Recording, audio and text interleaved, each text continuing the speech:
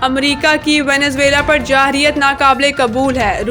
روسی security council کے نائب چیئرمین دمتری میدویدیف نے امریکہ کے وینزویلا کے خلاف جارحیت بشمول صدر نکولس مادورو اور ان کی اہلیہ کی گرفتاری کی سخت مذمت کی ہے۔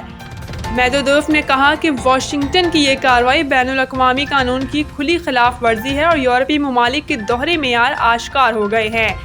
میدویدیف نے واضح کیا کہ امریکہ کا ماسکو پر کسی بھی کارروائی پر تنقید کرنے کا اب کوئی قانونی حق باقی نہیں رہا۔ انہوں نے کہا کہ امریکہ نے ہمیشہ اپنی سیاسی اور اقتصادی مفادات کے تحفظ کو ترجیح دی ہے اور وینزویلا کے تیل اور قدرتی وسائل اس کے اصلی مقصد ہیں۔ انہوں نے اقوام متحدہ کے غیر مؤثر میکانزم پر تشویش کا اظہار کرتے ہوئے کہا کہ دنیا کو حقیقی اور مؤثر بین الاقوامی قانون کا طریقہ کار کی ضرورت ہے تاکہ اربوں انسانوں کو محفوظ اور باعزت زندگی فراہم کی جا سکے۔ میدویدیف نے خبردار کیا کہ امریکہ کے وینزویلا میں یہ کارروائی دنیا کے کسی بھی ملک کے لیے خطرے کی گھنٹی ہے اور اس سے لاطینی امریکہ میں امریکہ کے خلاف نفرت بڑھے گی۔ ساتھ ہی انہوں نے کہا کہ واشنگٹن مستقبل میں وینزویلا ماڈل کو یوکرین میں بھی دہرا سکتا ہے۔